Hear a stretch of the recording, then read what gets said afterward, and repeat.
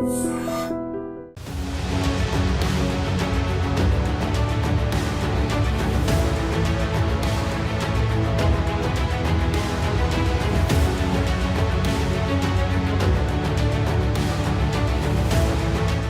వారం మన గెస్ట్ సాగర్ అన్న అలియాస్ బాలయ్య.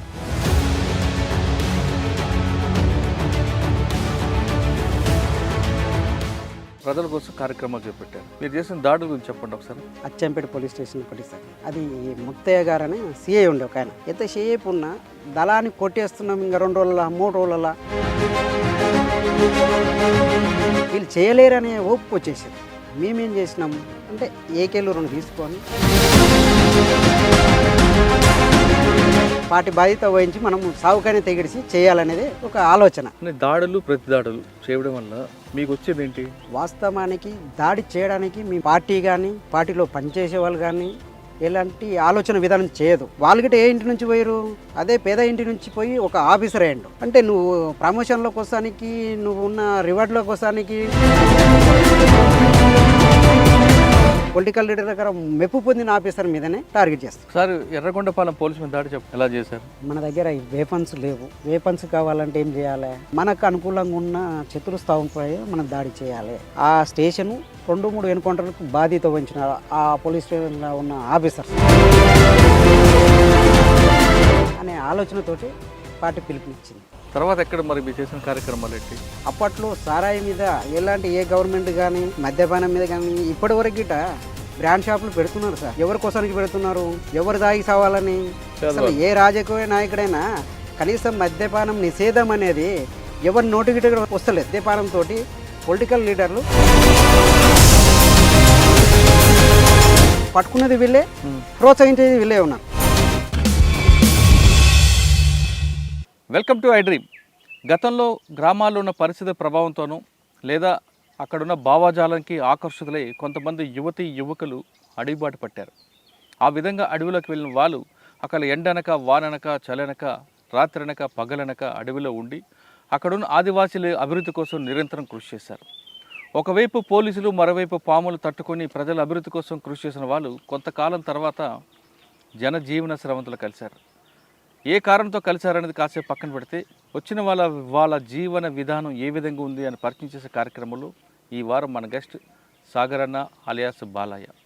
సాగర్ అన్న అలియాస్ బాలన్న నల్లమల్ల ఫారెస్ట్లో ఎక్కువ కాలం పనిచేశారు. దాదాపు 8 సంవత్సరాల పార్టీలో పనిచేసిన ఆయన ఎందుకు బయటికి రావాల్సి వచ్చింది, పార్టీలో ఉన్నప్పుడు ఆయన చేసిన కార్యక్రమాలు ఏంటి, ఆయన చేసిన యాక్షన్ ఏంటి అనే చాలా విషయాలు తెలుసుకుందాం. ఆయన ముఖ్యంగా ప్రకాశం జిల్లాలో ఎర్రగొండపాలెం పోలీస్ స్టేషన్ మీద దాడి వెనక ఆయన ఉన్నారనేది అప్పటి వార్త. అందులో వాస్తవం ఎంత విషయాన్ని ఆయన తెలుసుకుందాం. అన్న నమస్తే. నమస్తే. సాగర్ అన్న alias Balanna, Yerragondapalem police station కావచ్చు లేదా మామూలు నల్లమల్ల జిల్లాలో 3 ప్రాంతాల్లో పోలీస్ స్టేషన్లో దాడి జరగాలంటే యాక్షన్ టీంలో మీరు ఉండేదని అప్పుడు పోలీసుల ఒక వాదన. అవును సార్. అంటే అప్పుడు పోలీస్ స్టేషన్ దాడి చేయడం వెనక ఉద్దేశం పార్టీ ఆదేశాలు తప్ప మీ వ్యక్తిగత కారణాలు కావు, అది కూడా ఆయుధాల కోసం మాత్రమే. ఎందుకు చేశారు, ఎందుకు వెళ్ళారు అనే ప్రశ్న సమాధానం చెప్పే ముందు మీ కుటుంబ నేపథ్యం, పార్టీలోకి ఎందుకు వెళ్ళాల్సి వచ్చింది, వెళ్ళిన తర్వాత మీరు చేసే మంచి కార్యక్రమాలు చెప్పండి. సార్, మా కుటుంబ పరిస్థితి అయితే నేను సిపిఎంలో మండల స్థాయి కార్యదర్శిగా పనిచేసినాడు. అక్కడి నుంచి ఏమైంది, సిపిఎంలో పనిచేస్తుంటేనే మాధవ్ రాష్ట్ర కమిటీ సభ్యుడు నాయన వాళ్ళకు రైతు కూలీ సంఘంలో నాయనని మీకు మాధవ్తో ఆల్రెడీ నాయన భావజాలంతో మేము ఇంటి దగ్గర ఉండి మా ఆర్థిక పరిస్థితి అప్పటికే మామూలుగా ఉంది. పార్టీ అనుభవాలు మా నాయనకు వస్తూ పోతుంటే ఆ తర్వాత మేము యాక్టివ్గా ఉండే వరకు మమ్మల్ని కూడా దగ్గర తీసుకొని మాట్లాడడం అంటే రామని చెప్పలేదు, కాకపోతే వాళ్ళు మాతో మాట్లాడే విధానాన్ని, పబ్లిక్తో మాట్లాడే విధానాన్ని మనం పక్క నుండి గమనించి పార్టీ కోసానికి పని చేయాలి కదా, వీళ్ళు చదువుకొని ఒక స్థాయిలో ఉండి జాబులు వదిలిపెట్టేసి ప్రజల కోసం పనిచేస్తున్నప్పుడు మా నాయనకు అంతో చదువుకోకుండా దాని మీద అవగాహన ఉంది కాబట్టి అప్పట్లో ఇంటికాడ ఉండి బువ్వ పెడుతూ పార్టీకి ఏదైతే అవసరాలు ఉన్నాయో ఆ అవసరాలను తీరుస్తున్నప్పుడు అంటే మేము గిట రేపు సమాజానికి ఒక సేవ చేయాలి కదా అనే ఆలోచన విధానంతో చిన్నగా పార్టీకి పని చేయడం స్టార్ట్ అయింది సార్. స్టార్ట్ అయిన తర్వాత ఇక్కడ అమ్మకు ఆరోగ్యం బాగాలేకున్నది. మేము అప్పుడు ఇల్లు వదిలి నాయన నేను జీతం ఉన్నాం వచ్చి. ఉమ్. జీతం ఉన్నప్పుడు ఏంటంటే ఇక్కడ కురమీది ఈ ఏరియా పరిస్థితి ఎంత పెద్దోళ్ళకైనా 5,500, 6,000 రూపాయలు, 7,000 రూపాయలు జీతం సార్ అప్పట్లో. అయితే ఈ జీతాలు ఉన్న గిండ్రితో పట్టించిన బరపట పెట్టి మామిడికాయ చెకిన్ పెడితే అలా చంద్రు మన సున్నం నీళ్ళు ఉంటాయి కదా సార్, అది పోసి చెకిన్ పెడితే బూజు వచ్చేది జీతగాలకు. సరే ఆర్థిక పరిస్థితి బాగాలేనప్పుడు వాళ్ళు కష్టం చేస్తున్నప్పుడు ఆ కష్టానికి సరిపడే తిన్నైనా పెట్టాలనేది ఆలోచన విధానం పార్టీ చెప్పింది. ఉమ్. అయితే దానికి ఏమైంది సార్ అంటే మేము చిన్న వయసులో ఉన్నాం, మా కారు పిల్లలనే తీసుకొని ఒక 20 మందిని జమ చేసింది పార్టీ. చేసి ఆ నైటు మనం ఎక్కడ ఉన్నా సరే ఆ ఏరియాలో ఒక దాడులు భూస్వామ్య ఊరగానికి కానీ వాల్ పోస్టర్లు వేయడానికి కానీ ఏ రకంగా చేయాలని పార్టీ చెప్తే దాన్ని ఫాలో అవ్వకుండా పోయారు సార్. పోయిన తర్వాత చేస్తూ ఒక 5 ఏళ్ళు చేయగానే ఊళ్ళో టోటల్గా ఇక్కడ ఉన్న యజమానులు ఉంటారు కదా, వీడు ఏందో చేస్తున్నాడు, ఓ. వీడు వల్ల మనకు ప్రాణాల ముప్పు ఉంది అనేది టార్గెట్ చేశారు. అప్పట్లో చిన్న వయసు నాది, ఇటు పార్టీ తీసుకుపోలేకపోతుంది, ఇటు జనాలలో బతకలేకపోతున్నాను, ఇంటికాడ కుటుంబ ఆర్థిక పరిస్థితి బాగాలేదు. ఏదేమన్నా కానీ అని చెప్పేసి చిన్నగా ఉంటే జీతం ఉన్న దగ్గర నైట్ ఎంటాడేది పగులు ఎంటాడేనని డిపార్ట్మెంట్.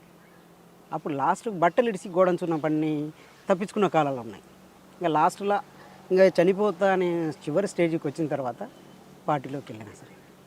అయితే పార్టీ ఎవరు మీకు బాధ్యులు? అప్పుడు జీవన్ అని చెప్పేసి కమాండర్ ఉండే సార్ ఇక్కడ అచ్చంపేట.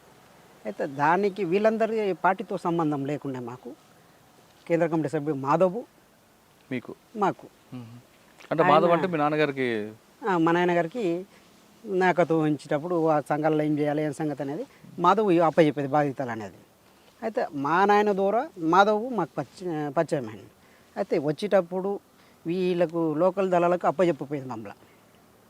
అట్లా ఆయన్నే కమ్యూనికేషన్ చేసి అప్పచెప్పిన తర్వాత లాస్ట్కి ఆయన ఉన్నప్పుడే నేను ఉండలేను, నేను బతకలేను, నన్ను కొట్టేస్తారని చెప్పేసి మళ్ళీ ఆయన వచ్చినప్పుడే వెళ్ళిపోయాను. ఇంకా ఎవరు? మాధవ్ వచ్చినప్పుడే.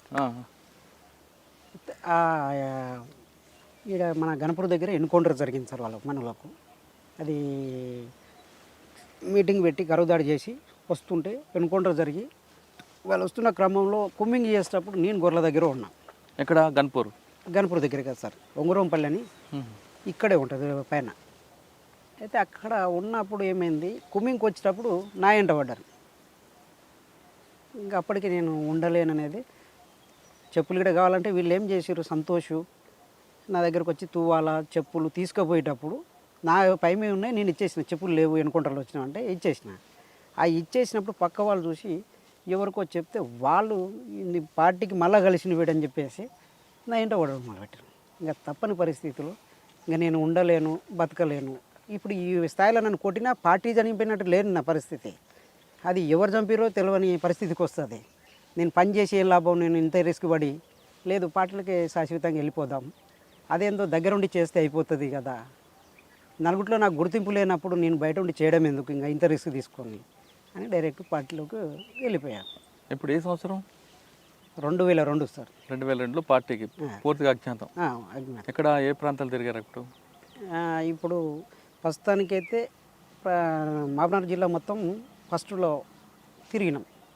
తిరిగిన తర్వాత యాక్షన్లు చేయడం కానీ పబ్లిక్ దగ్గర పోయి ఆర్గనైజేషన్ చేసి వాళ్ళ సమస్యలు ఉన్నప్పుడు మెయిన్ సంతోషు, ప్రకాషు, ఈ తుమ్మల భగవంతు, రత్నం,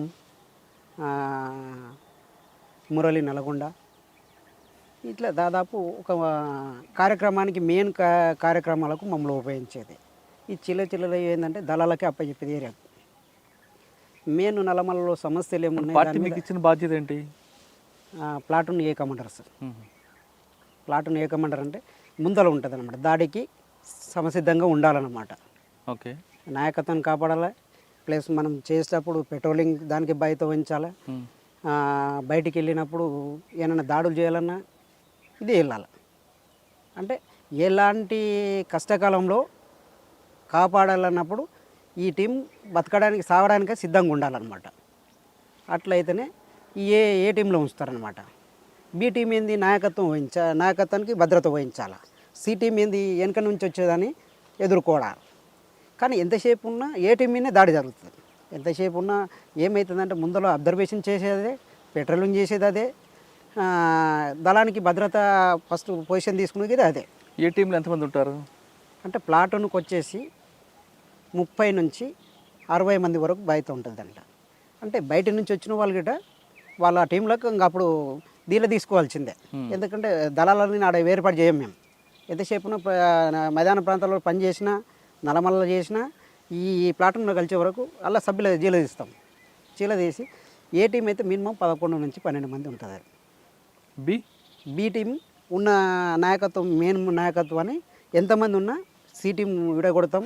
దానికి 10-12 మంది ఉంటాం. ఏ టీం 10-12 మంది ఉంటాం. మెయిన్ నాయకత్వాన్ని మధ్యలో పెడతాం, దాని భద్రత. అది ఏ టీంలో పనిచేస్తారు?